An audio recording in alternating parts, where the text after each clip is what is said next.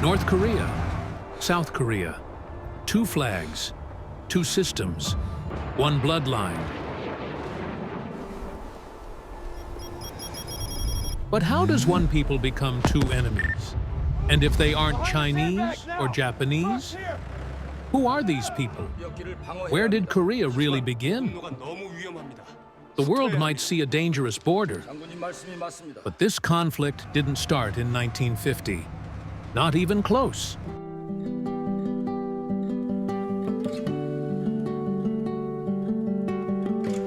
Northeast Asia, long before borders, long before names, ancient hunting groups and early farming tribes had lived in this region for over 50,000 years.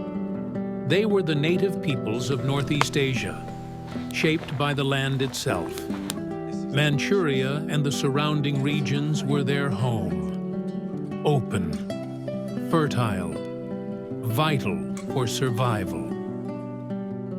For generations, balance existed, but it didn't last. We bypass the mountains here and strike through the forest path. As early Chinese kingdoms began expanding for 5 northward, days. that pressure reached the frontier. Land was seized, tribute was demanded, conflict became constant, and when conditions grew harsh enough, staying no longer meant survival. It meant control or extinction.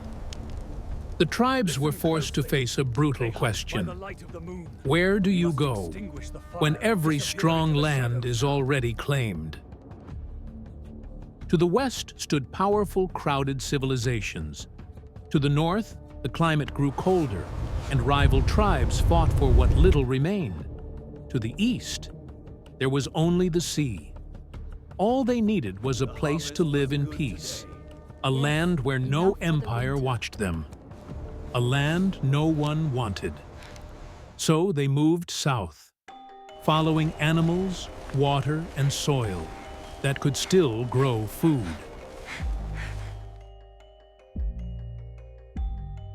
Over time, they discovered something others had ignored: a narrow peninsula, squeezed between mountains, rivers, and ocean. By around 2000 to 1500 BCE, tribes known as the Proto-Koreanic peoples began settling along the Han, Nakdong, and Taedong rivers, because rivers meant life. Fresh water, fish, transportation, and land soft enough to farm. But almost immediately, they understood why this place had been abandoned by everyone else. Living here was brutal, almost impossible. Nearly 70% of the land was mountainous. Flat ground was rare. Winters cut deep into the bones. Summers were humid, violent, and soaked with relentless rain. Floods destroyed crops, winds battered settlements, and survival was a daily struggle. So why stay? Because leaving was worse. This peninsula wasn't rich, but at least it was defensible. Mountains shielded villages, rivers connected them, and the sea acted like a wall. So they adapted. Instead of sprawling cities, they built tight, compact villages, places easier to protect, easier to survive. Winters were long and brutal. For months, nothing grew, and one failed winter could erase an entire community. So they planned obsessively. This is where Korean survival culture began. Food was stored with precision, as every grain mattered. They mastered wet rice farming, even though it demanded back-breaking labor and perfect timing. And when fresh food disappeared, they created something that could survive the winter. Vegetables were salted and fermented: cabbage, radish, garlic, ginger. Fish was preserved with salt and thyme. It wasn't heavy spices that kept the food alive, it was fermentation. Salt drew out moisture.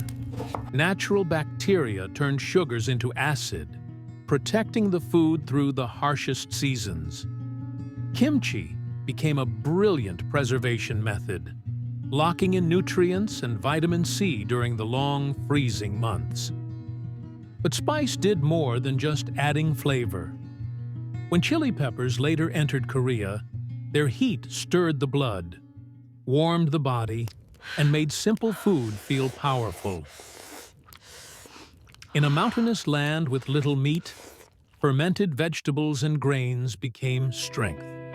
Every bite of kimchi, every bowl of bibimbap was survival, a way to turn scarcity into something bold, alive, and unforgettable. Generation after generation learned the same lesson. This land would not forgive mistakes. And slowly, through shared language, shared struggle, shared memory, these river people became something more than settlers. They became a people tied to this land, not because it was easy or rich, but because they had already paid too much blood and effort to abandon it. This was Korea before borders, before dynasties, and before invaders. A society built on endurance. And that endurance is exactly what later powers would exploit. As centuries passed, these river villages grew. Trade routes formed along the waterways.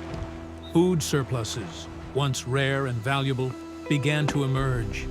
And where surplus exists, power follows. Village elders became chiefs. Chiefs became rulers.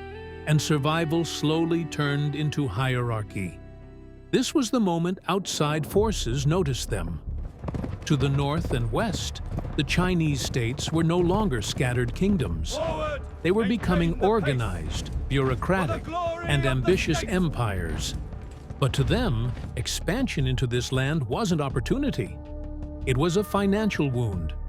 Armies had to be fed, officials had to be paid, supply lines had to be protected. Every mile forward drained grain, silver, and manpower. And at this stage, the Korean Peninsula wasn't a rich conquest target. It had no vast cities, no huge grain reserves, no gold fields to justify invasion. Marching armies across mountains, forests, and rivers into a poor, rugged peninsula would have cost more than it gained. So Chinese states used a smarter strategy. As invading might be expensive, but influence? It was cheap. Chinese states already believed their system was superior. Their writing, rituals, technology, and bureaucracy were seen as tools of order and civilization. Instead of destroying these societies, they chose to reshape them. Local elites were taught how to record land and taxes, how to use bronze weapons and tools, and how to legitimize power through ritual and hierarchy.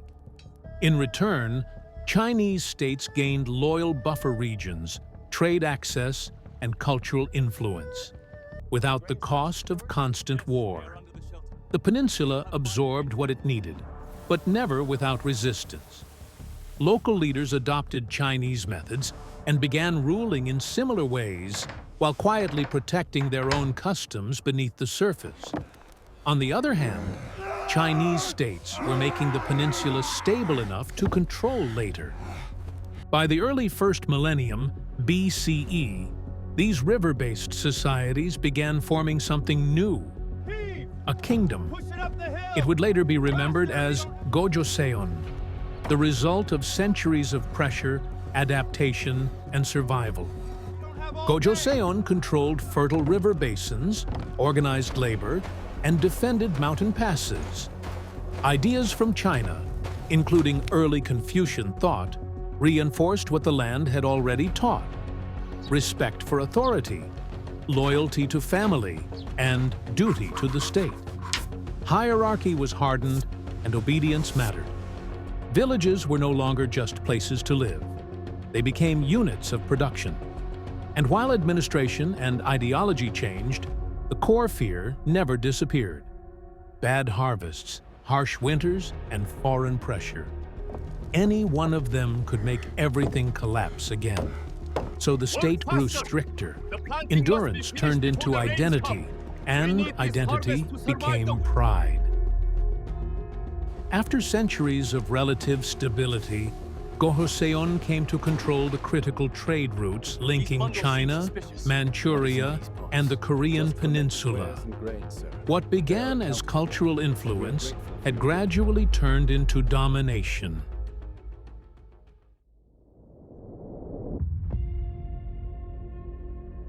By the 2nd century BCE, the Han Dynasty had become a true empire, centralized, militarized, and determined to secure its borders. Anything standing in its way became a problem. Gojoseon was one of them, as it stood directly between expanding Chinese powers and the resources of the southern peninsula. Northern Korea, under the rule of Wiman Joseon, had grown into a powerful, organized state, one that blocked Han influence and openly offered shelter to refugees, rivals, and political enemies of the Han court. That made coexistence impossible. So in 109 BCE, Emperor Wu of Han Dynasty launched a two-front assault by land and sea, a calculated, brutal, and strategic full-scale invasion of the Korean Peninsula. The war dragged on for over a year, costly, exhausting, and far from easy.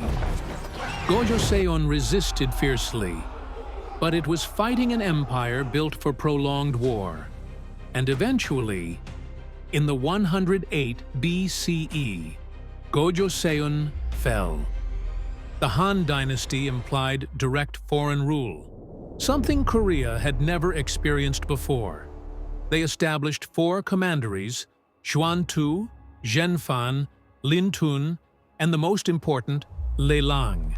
These were not Korean states, but Chinese administrative colonies planted on Korean soil. Land was surveyed, taxes were enforced, and labor was extracted. Chinese law replaced local customs, and their officials replaced native elites. For the first time, Korea was not adapting foreign systems voluntarily, it was being managed. However, the occupation was never total. Mountains resisted control, villages outside commandery zones retained autonomy, and local leaders learned quickly. They absorbed what the Han brought: iron tools, advanced agriculture, bureaucracy, and waited. Over generations, resistance didn't look like rebellion, it looked like endurance. By the early centuries, distance, cost, and local pressure weakened Han's power. One by one, the commanderies collapsed, and Chinese rule withdrew. But it left scars. When Korea re-emerged, it did not return to villages alone. It returned with states: Goguryeo in the north, Baekje in the west, Silla in the southeast. Kingdoms forged by conflict against China, against each other, and against the land itself. They adopted Confucian governance, centralized authority, and rigid hierarchy. Not because they admired China, but because they had learned that only a disciplined state survives empires. As time passed, the discipline worked, even for centuries. China remained the dominant power in East Asia. Korea survived by order, hierarchy, and careful submission when needed. But while Korea was looking west, something else was changing across the sea. To the east of the peninsula lay the Japanese archipelago. For most of history, it was not an empire. Japan was fragmented, feudal, and isolated. Power was held by warlords. Society revolved around samurai, not factories. And for a long time, Japan was behind its neighbors. China influenced Japan, while Korea transmitted Chinese ideas to Japan. Writing, Buddhism, Confucian thought all passed through the peninsula. Japan never tried to dominate Korea or say word against them, not even once. That changed in the 19th century. Western empires arrived in East Asia with gunboats and demands. China was humiliated, forced open, broken by unequal treaties. Japan watched this happen, and it learned a terrifying lesson. If you don't become an empire, you become a victim. So Japan did something Korea never had the chance to do. It rebuilt itself from the ground up. The feudal system was dismantled, the samurai class was dissolved, and the state centralized power completely. This transformation is what historians call the Meiji Restoration. But stripped of the name, it was simple. Japan turned itself into a modern industrial war state as fast as possible. Factories replaced fields, railways replaced roads, armies replaced clans. But modern states need fuel, coal, iron, food, strategic land. And for that, Japan looked outward. China was still strong in size, but weak in control. Russia loomed from the north, and between them was Korea. Close, accessible, already disciplined, already centralized, already trained to obey authority. To Japan, Korea wasn't unknown. It was familiar, and that made it dangerous. Japan didn't see Korea as a partner. It saw it as a launch platform. Control Korea, and you control the gateway to the continent. So Japan moved carefully. First came pressure, then influence, then treaties signed under threat. Korea's rigid hierarchy, once its strength, now worked against it. Decisions were centralized. Resistance was fragmented. The state froze under pressure. By 1910, Japan no longer pretended. Korea was annexed. Not shattered in open war, but tightened, layer by layer, under military rule and surveillance. Political dissent was crushed. Newspapers were shut down. Speech was monitored. Prisons filled. When Koreans marched peacefully in 1919, thousands were killed. Many more were beaten, tortured, or disappeared behind prison walls. The Korean language was pushed out of schools. Education was rewritten. History was replaced. Koreans were forced to adopt Japanese names. Identity itself became negotiable. Industries expanded. Railways stretched across the peninsula, but the profits and control remained elsewhere. Hundreds of thousands were forced into labor. Young men were conscripted into the Japanese military, and many Korean women were coerced into military comfort systems. They were known as comfort women for Japanese soldiers. What Japan did to Korea left lasting scars on generations that cannot be described in a short video. Korea was industrialized, but not sovereign. And then World War II happened. Millions died. The bloodshed was extreme. Japan did not lose Korea in a revolution, nor did Korea rise up and reclaim its state. Japan collapsed. In 1945, Japan surrendered after atomic bombs and total defeat. Its empire fell apart almost overnight. Korea had been under Japanese rule for 35 years, and when that rule ended, there was no Korean government ready to take control. No army, no administration, no unified leadership. They completely ruined Korea. The discipline that once preserved order had also erased independence. So the future of Korea was decided elsewhere. The world was no longer divided by empires, but by ideologies. The Soviet Union advanced from the north. The United States moved in from the south. Both needed speed. Neither planned long-term. American officers working with maps they barely understood, and with limited knowledge of Korea's geography and history, needed a fast, simple way to divide control after World War II. Looking at a map, they picked the 38th parallel, a straight latitude line.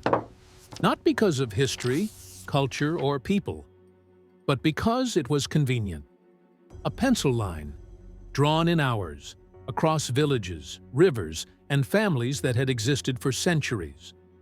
North of the line, Soviet control took hold. Land was seized, industry was nationalized, the state became absolute.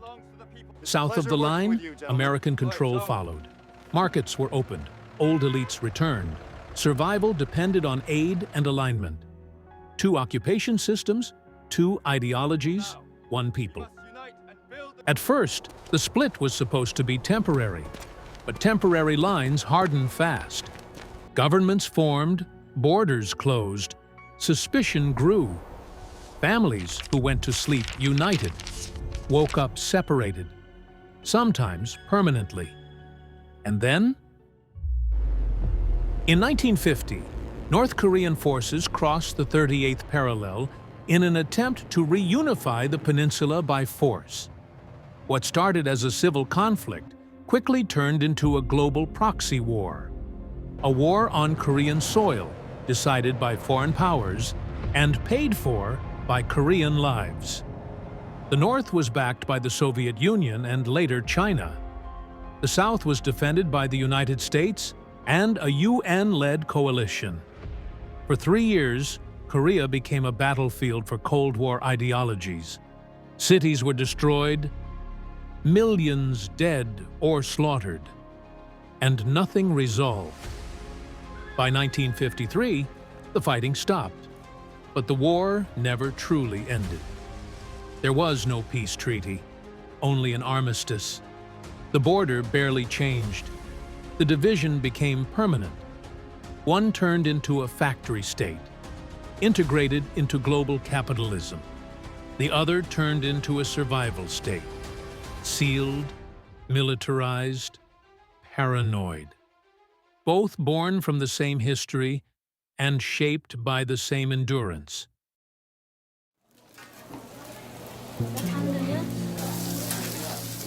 Today, the war is officially over, but the division never ended. South Korea moved outward. Factories turned into corporations. Survival turned into speed, competition, and global success. North Korea moved inward. The survival culture that once protected villages was frozen in time, then weaponized. Isolation became policy, discipline became absolute. The state replaced family, fear replaced trust. The North didn't choose madness, it inherited trauma. A land shaped by invasion learned to seal itself. A people taught that survival required obedience, built a system where obedience was everything. The result is a country that looks unreal from the outside, but makes terrible sense from the inside. Food shortages, militarization, extreme policies, weird laws, and paranoia. Not because the people are different, but because history cornered them. And across the border, families still exist who share the same blood, the same ancestors, the same memories, but will never meet again. They speak the same language, eat the same food, carry the same endurance, yet live in different centuries. Korea was not split by culture or identity. It was split by power, after being weakened by centuries of it. Once, this was one people, shaped by the same rivers, the same winters, the same struggle to survive. Today, they face each other, across a line drawn by strangers, still paying the price. Thank you so much for watching. Please like and subscribe our channel, The Curious Corner, for more fascinating content.